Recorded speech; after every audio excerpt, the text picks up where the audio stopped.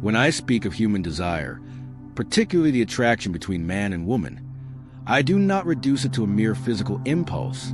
To me, desire is a key to unlocking the deeper structure of the human psyche. Sexual attraction is not only a biological instinct, it is also the foundation of much of our emotional life, our creativity, and even our conflicts. To understand it fully, we must trace its origins in the early stages of human development. I discovered that desire is born not at maturity but in childhood through what I call the psychosexual stages of development. These stages, oral, anal, phallic, latency, and genital, are not simply phases of physical growth, but rather moments in which the child learns to relate to the world, to others, and to their own body. At the core of these stages lies the tension between instinct and societal expectations. Desire, therefore, is shaped both by nature and by culture. The attraction between man and woman later in life is not an isolated phenomenon. It is deeply connected to the unconscious patterns established in childhood. Take, for example, the Oedipus complex. In it, the child experiences an unconscious attraction toward the parent of the opposite sex and rivalry toward the same-sex parent. This dynamic, though it may sound shocking at first, is not meant to be understood literally. Rather, it reveals how early attachments and identifications structure our later desires and choices in partners. What we seek in love, consciously or unconsciously, often reflects the unresolved patterns of our earliest relationships. Yet, desire cannot be reduced to family dynamics alone. It is also fueled by what I call the libido, the psychic energy of life itself. The libido is not just about reproduction. It is a broader force of vitality, imagination, and connection. When a man feels drawn to a woman or a woman to a man, it is not only the body that is involved. The libido channels itself into gestures, words, fantasies, and ideals. Attraction becomes a dialogue between conscious intention and unconscious longing. It is important to recognize that repression plays a central role in shaping desire. Society imposes rules on what can or cannot be expressed, and the individual often pushes unacceptable impulses into the unconscious. Yet, what is repressed does not disappear. Instead, it finds symbolic expression in dreams, slips of the tongue, art, and even in the subtleties of attraction.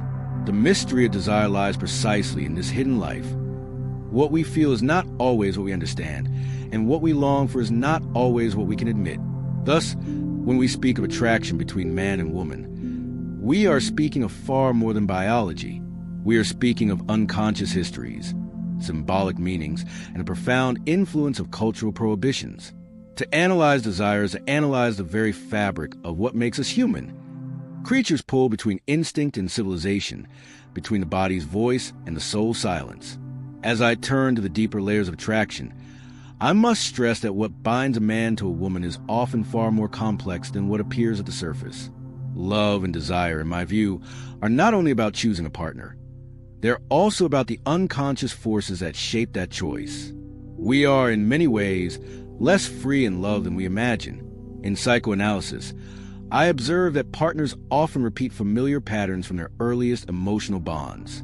A man might be drawn to a woman who unconsciously resembles his mother, not in outward appearance necessarily, but in the emotional quality she evokes, her warmth, her authority, or even her absence.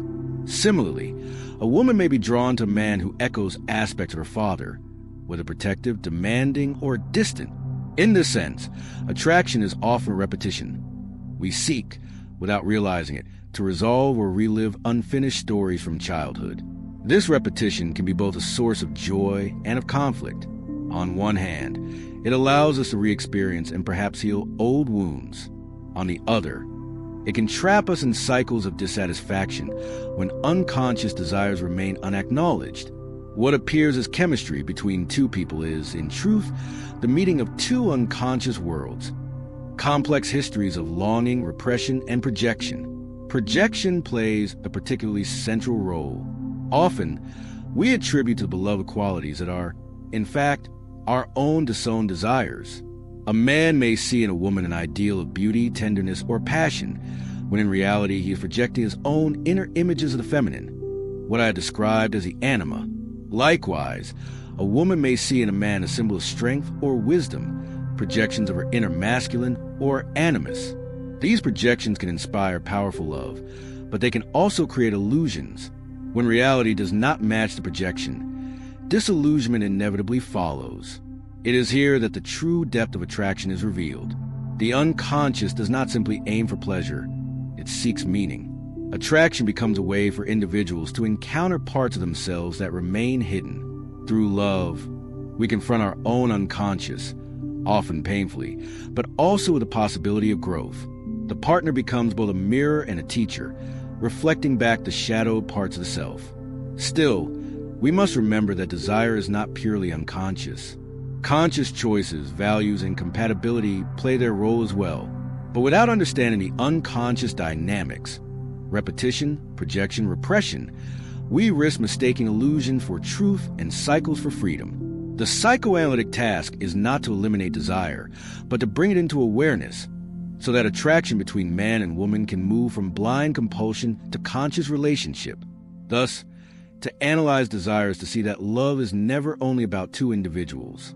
It is about their histories, their families, their societies, and above all, their unconscious. The attraction that seems spontaneous is in fact a product of forces that run deep within the human psyche, shaping the destiny of relationships in ways both mysterious and profound. When I speak of desire, it cannot be understood without also considering the role of society. The individual is never isolated. He or she grows within a community, subject to customs, prohibitions, and moral laws. Society demands order, and in order to maintain that order, it requires repression of instinct. Thus, the attraction between man and woman, while born of natural impulses, is shaped, limited, and even distorted by cultural forces. Repression is not only an external imposition, it becomes internalized within the psyche. From childhood, we learn what is acceptable and what is forbidden. These rules carve deep pathways in the unconscious, producing both obedience and resistance. Desire, therefore, never appears in its pure state. It is always filtered, disguised, or transformed. What cannot be expressed directly is often expressed symbolically, in dreams, in art, or in slips of the tongue. Consider the institutions of marriage, family, and religion. These are not merely social contracts. They are structures designed to regulate sexual energy. While they protect individuals from chaos, they also create tension between personal longing and collective expectation. A man may desire freedom, but he feels bound by duty. A woman may long for independence, yet face the weight of tradition. This conflict between instinct and repression is at the heart of human struggle. In my clinical practice, I observe how repression often led to neurosis. Unacknowledged desires will return in disguised forms: anxiety, compulsions, phobias, or physical symptoms. What society silenced within the individual did not vanish. It remained alive in the unconscious, demanding expression.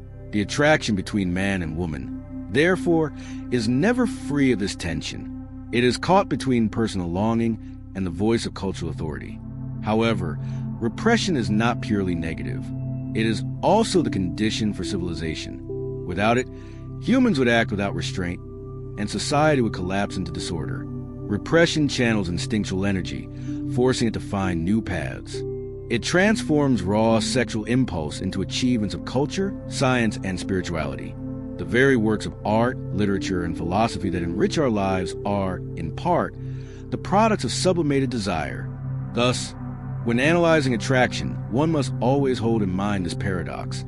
Society restrains desire, but in doing so, it also elevates it. The forbidden becomes a source of creativity. The hidden becomes the foundation of meaning. Desire suppressed in the bedroom may reappear on the stage, the canvas, or the page. Attraction, therefore, is not only a personal story. It is a cultural force, shaping history as much as it shapes intimacy. If repression constrains desire, sublimation gives it a new direction. By sublimation, I mean the process through which instinctual energy, especially sexual energy, is redirected into socially acceptable and creative forms. It is one of the most remarkable abilities of the human psyche, to transform what is forbidden into something beautiful, enduring, and even sacred. Sublimation allows the energy of attraction between man and woman to move beyond the physical act into realms of art, science, and culture. The poet, the painter, the philosopher, all in their own ways, sublimate desire. They take the intensity of longing and mold it into something that speaks to humanity at large. In this sense, every great cultural achievement carries within the pulse of rechanneled libido. Consider love poetry. Beneath its elegance lies the raw force of attraction, refined through words into timeless art. Consider also scientific discovery. The restless curiosity of the mind is not separate from desire, but another expression of the same energy that drives human beings to connect and create. Even religion, with its rituals and devotion, often channels erotic energy into spiritual ecstasy. What is repressed in one domain finds liberation in another. Sublimation does not erase desire, it transforms it. A man who cannot fully express his attraction may pour his passion into music or invention. A woman constrained by social rules may find expression through nurturing, teaching, or writing. In this way, the individual participates in something larger than personal satisfaction, the progress of civilization itself.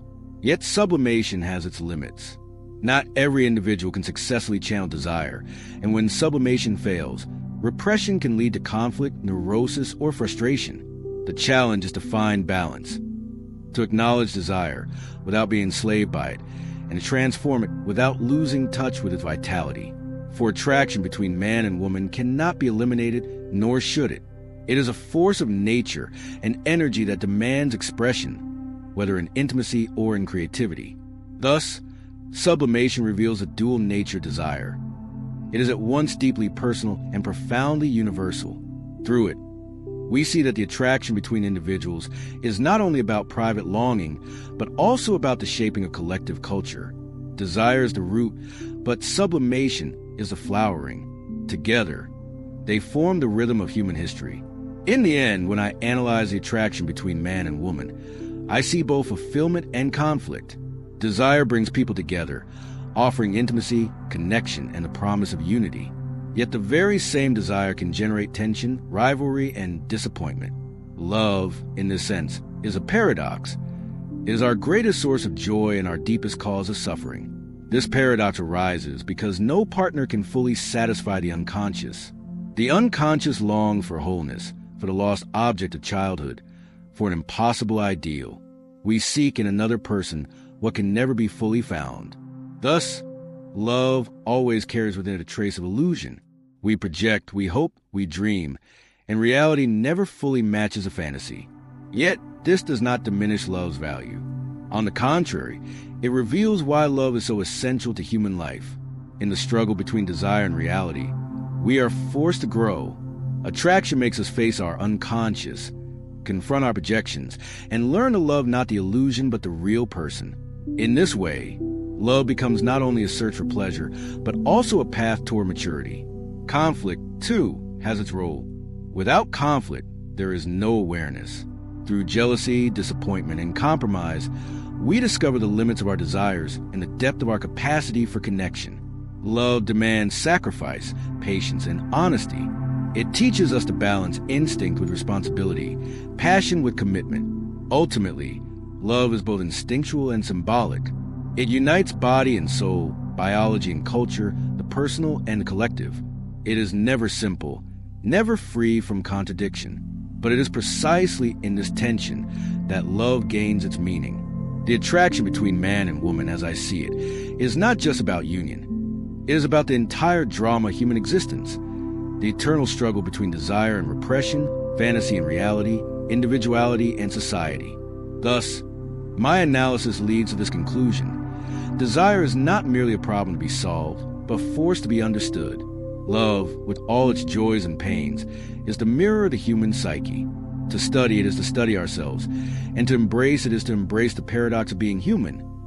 Forever longing, forever creating, forever seeking meaning in the mystery of attraction.